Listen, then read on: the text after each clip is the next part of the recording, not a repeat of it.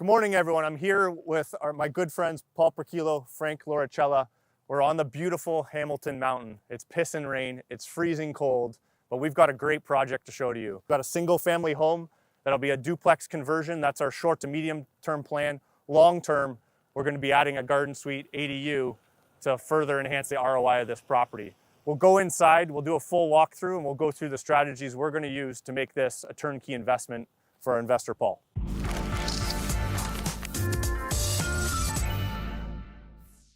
Okay, guys, we're down here in the basement of a future, basement suite of this duplex conversion. Paul, strategic investment for you. What made this property so special? What were your goals here? Well, I would say being a first-time investor, not really knowing the steps to take and where to start. So I have to say thanks to the Rockstar team. We found our first investment property on the Hamilton Mountain. Definitely has held my hand through the entire process. Essentially just looking for a start in the investment side of things. As an entrepreneur back in Toronto, there's limited time to spend on these ventures, and ensuring that we are investing in the right things with the right people around me is my goal number one. Having said that, we're here today in Hamilton, and we found a beautiful bungalow that we are converting into a legal duplex. And what I'm most excited about is the potential for the ADU outside on a long-term plan. So this is where we're at. Yeah, it's a great project. We've got the ability to build up some equity here by forcing appreciation on the property, right? But we also got a potential cash flow giant for you in the future. Rates come down, you're going to be enjoying lots of cash flow, but also that refi potential on the equity, which is going to keep fueling your project, right? You've got some additional goals moving forward, and I think this is a nice stepping stone into your next investment, which maybe we can talk a little bit about as well. Right? Absolutely. The key for me joining Rockstar was to start building a little portfolio for my family, having a retirement plan essentially. There's just so many moving parts, and with the markets the way they are today, treading the water with the right team makes the opportunity possible for investors like myself. At Rockstar, we are a team, we're a family. Well, we're able to connect you with Frank, right? So Frank, let's tell our audience and members a little bit about what QSR is all about, right? So give us a rundown what you guys offer, because I think what you offer specifically is going to be the key to Paul's success, because he's a busy guy, he's an entrepreneur in Toronto. He doesn't have time to be here every day, GCing this project. So, tell us a bit about QSR. So I'm Frank from QSR Contracting. What we do is a full turnkey service, front to back. We go in, we take videos and pictures that you guys get to keep the whole time. And this is what works really well for Paul, right? Like, Paul's a busy guy. He can't be here on site when we're doing these projects every day, right? Same thing with Josh. He wants to stay connected, keep involved with the project, make sure things are going well. What we like to do is make sure everything's transparent. Everybody can see front to back what's going on in the project, right? Paul makes his money doing his job every day. Why does he want to be doing this portion and his job? For him to keep on track of us, at least he can go to work every day, make his money, and then keep on track of us through the videos and pictures that we take. This really keeps everybody involved, and then Paul can actually do what he needs to do in his daily life. So we're not impeding on him, constantly calling him, constantly bothering him. So that's what we really do and specialize in, is in these duplex, triplex conversions. And then we also do maintenance, indoor and outdoor work. So do the full process start to finish, right? Right from when you buy the property with Josh here. The next steps we take over, right? We can do all the designing, management, everything like that you need. And I think that's important to mention too. Frank came on site during one of our visits during our conditional offer period. So we did a quick evaluation of the property even before firming up. Understood our numbers and understood the game plan strategically that we were going to embark on here before firming up for Paul. So that's an added bonus. A lot of the times, we're firming up on properties, then figuring out how we're going to go about it, right? And also take that opportunity on those visits to learn more about the specific property, and to also point out certain areas that are our first plan of attack. And in this basement, for example, we found out that the water line, and a lot of them, correct me if I'm wrong, in Hamilton are still lead. Yep, a good majority of them. Good majority of them are all lead. So, as an investor, we want to ensure that the end product is up to standard. We already changed that. I think after we closed last week, it's already been changed. So certain things that are definite value add for the investor and for the tenant in the long run is things that I learned through my coach and my contractor. So again, the value of the Rockstar membership, you're seeing it firsthand right here. You've got coaching, you've got a whole Rockstar support team, a Rockstar member gets linked up with a Rockstar contractor who's also a Rockstar investor. And that's the value in teamwork. That's the value in what our membership brings. That's it. Hey, there he is. Boy. There he is. Why is he getting it first? I'm the coach. Oh, Thanks, man. perfect. Hey, Salute. graciously donated by QSR Salute. Contracting right here. You need help with that, Ed? Yeah. Here, buddy. There you go. Hey. Wait. That smell. Yeah, what is that? What is that smell? You know what? Frank, isn't that mothballs? Oh yeah, that's definitely mothballs. What do we do with it? We gotta get rid of that stuff. People have the best way to get rid of it. Perfect. You know what it was used for, Ed? Back in the day? What? The Italians would use those mothballs and put them in linens to ensure the bugs would stay out. What about the smell? You gotta live with it, buddy. That's perfect. Okay, espresso break over. Back to the serious stuff here. What are we going to do with this upper unit? Why did we choose this property? This property was pretty unique for you, Paul, because we don't actually need to do much up here.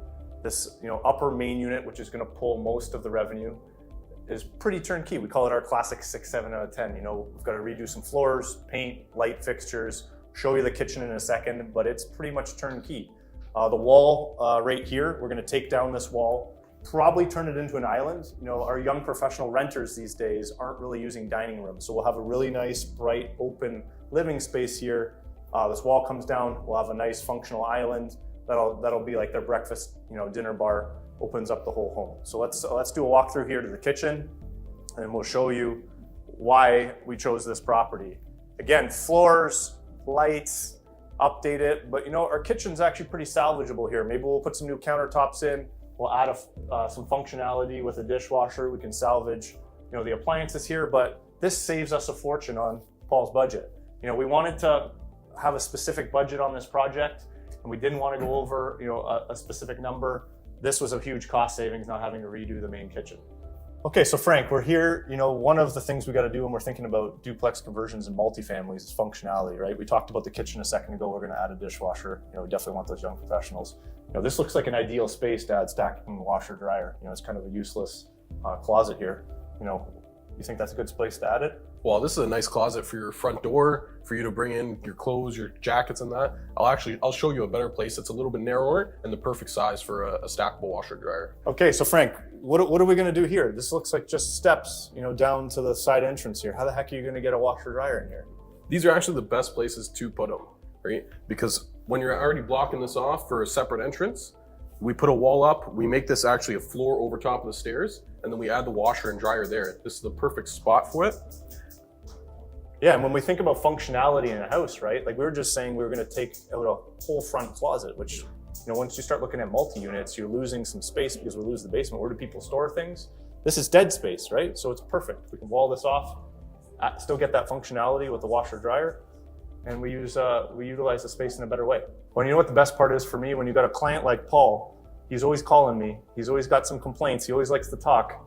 This is functional space. He's never going to hear from a client now saying, I got no storage. Yeah. Okay, Frank, so we got our 2 bedrooms, bath here. What's our plan here? Are we planning to keep these puke yellow and pink colors in here or what? No, we're gonna tackle this. We're gonna keep the same form factor. We're not gonna do any crazy renovations here. We're just gonna paint it, make it look nice and fresh, some new floors, right?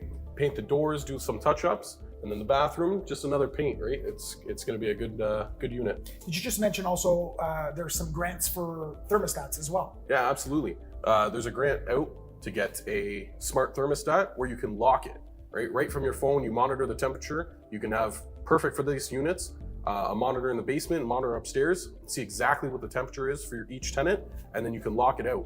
So if one tenant's complaining it's too hot, it's too cold, the tenant upstairs is changing this all the time, you lock it out, you take care of it, you have no problems.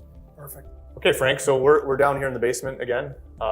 We've got some creative, I'd say, strategies that we're going to employ in this duplex basement conversion. It's not only going to provide a nice final product, which this place doesn't look like much now. In the end, I think it's going to look completely different.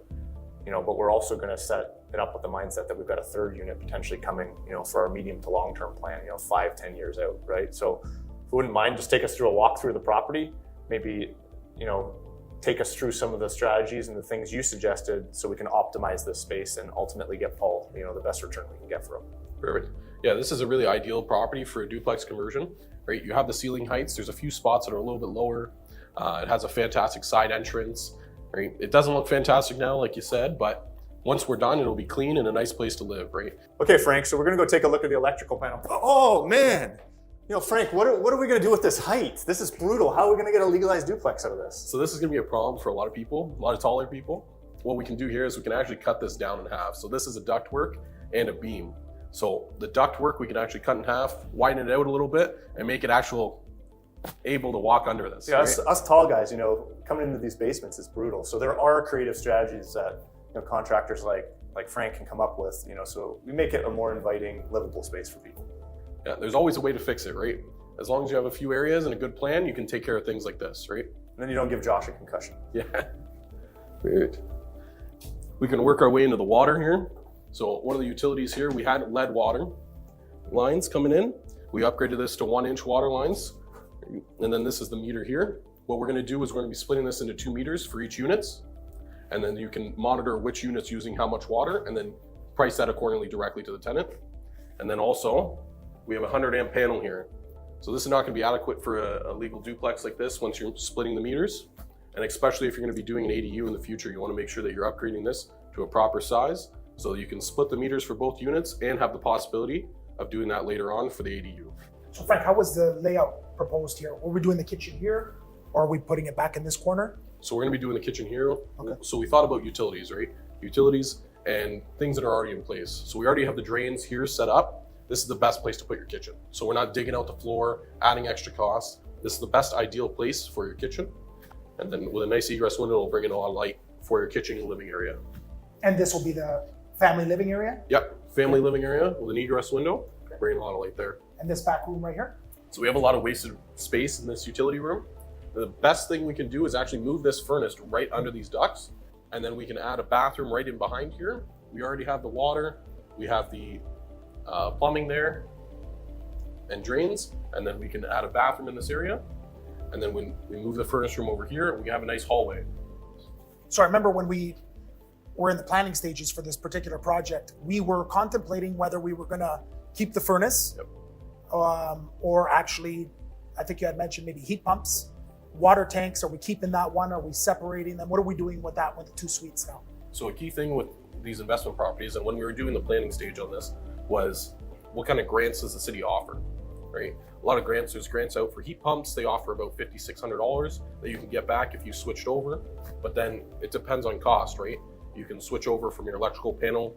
I think in this instance, we were going to a 200 amp anyway, but for us to go for all heat pumps in this house, we'd have to switch over to a 400 amp panel, which is out of the budget, right? So that's why we kept the existing furnace.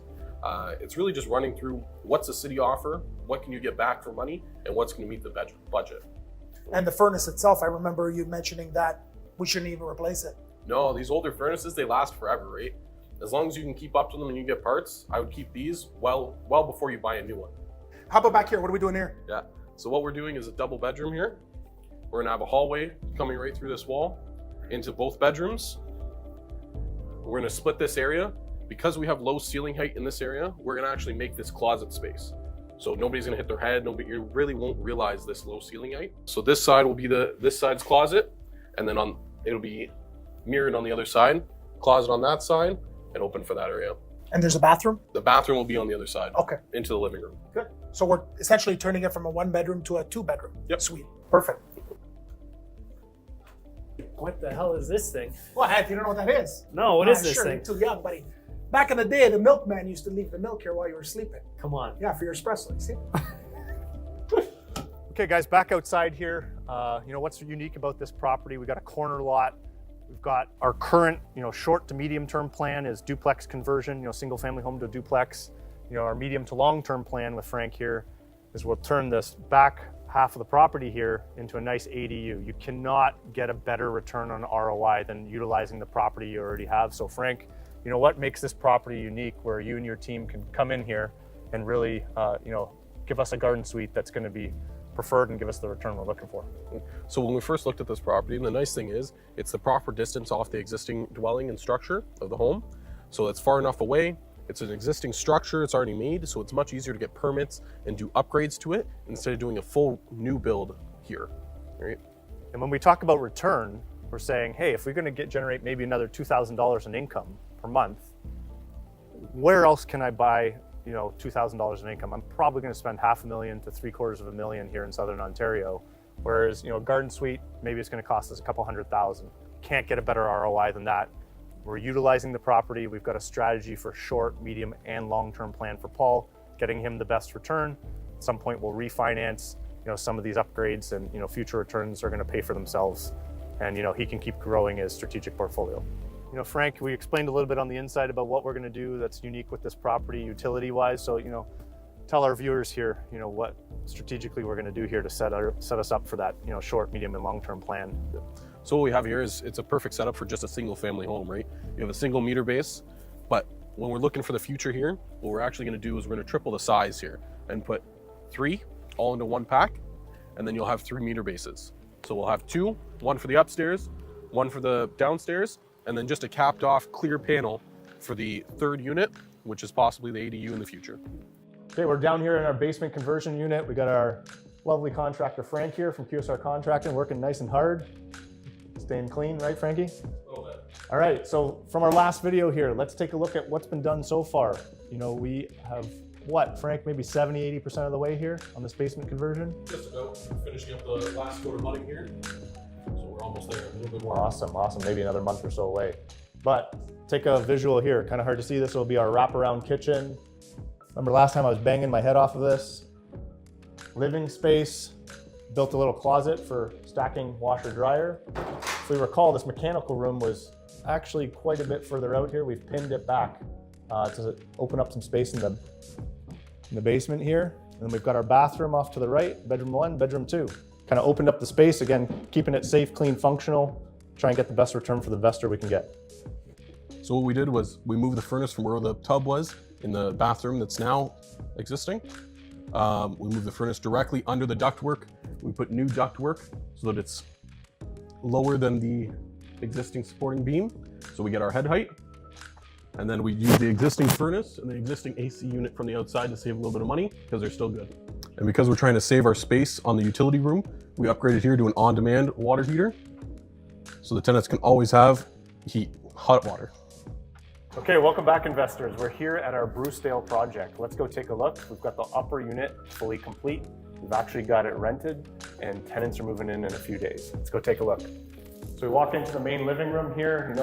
We did a nice little facelift, paint, pot lights, new floors. One of the things we didn't have a budget for was taking down the center wall here, dividing the kitchen and the living room. We were hoping that was going to be in the budget to open the place up, make it look a little bit more modern. Maybe that'll be on the next go around. The investor didn't have the budget, but look at this nice living room, nice and bright. Let's go take a look at the kitchen. Kitchen, we gave a bit of a facelift. Again, paint, pot lights, added a dishwasher for functionality. We're after those young professional tenants. We want to obviously provide that functionality, but nice, clean, modern kitchen. As we head to the bathroom area here, we use the old staircase for now our stackable washer and dryer. Firewalled that off, closed it off. There's no longer a staircase going downstairs. Head into the bathroom. We're able to save quite a bit of money on the bathroom by repurposing the old 1970s tile. We used a special epoxy paint on the tile, which all in cost us just a few $100s to paint and give it a nice facelift, freshen it up, rather than spend $4,000 or $5,000 redoing this bathroom. Then we head into bedroom 1, bedroom 2. Now, all in all, we listed this for $23.95 plus all utilities, so hydro, water, gas. We ended up settling for $22.75, young professional couple, for the new tenants coming in. And you know what, that's great. The market was a bit slow at the time, but we got the profile we wanted, the young professional tenant, $22.75 plus all utilities. Let's go take a look at what we did outside, followed by the basement.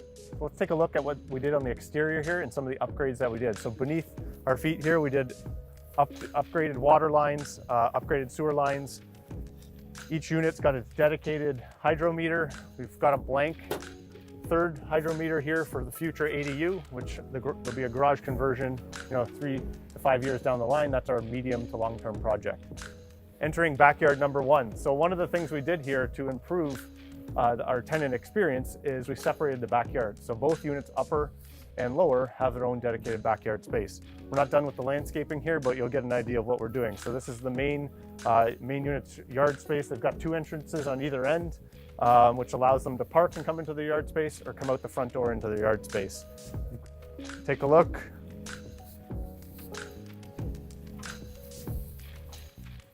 Obviously this will be our double wide parking. Now we're gonna go into the dedicated yard space of the lower basement unit ADU.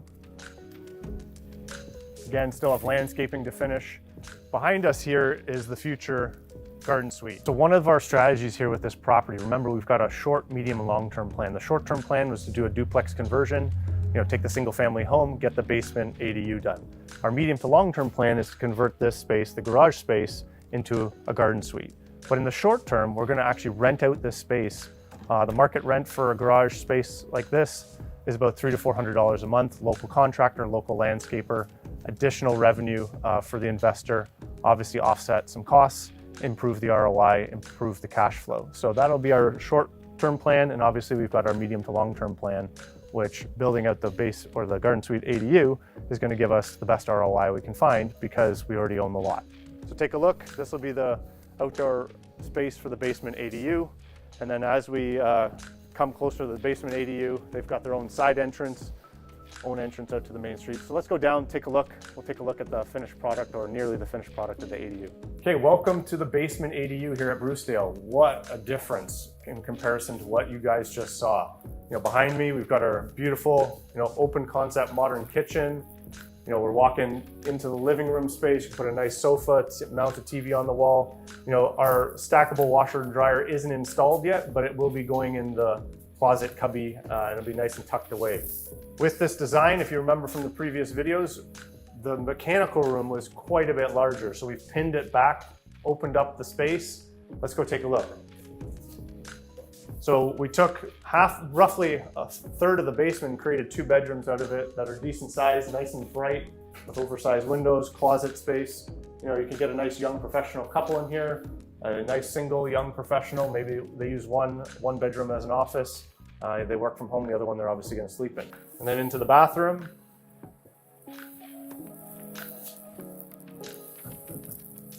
Okay guys, that's a wrap. Our Brucedale project is virtually complete. We've got a few minor touch-ups to complete in the basement before we bring in the inspector, ultimately wrap that up, and then apply for our occupancy permit. Now, we're looking at roughly a $635,000 purchase.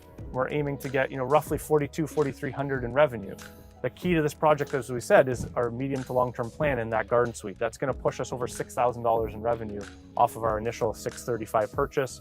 We're into the reno for roughly $140,000 to $150,000. That's a win for the investor. He's got the short, medium, long-term plan, offers him flexibility, and obviously growth and optimal ROI. That's it for now. Until next time, your life, your terms.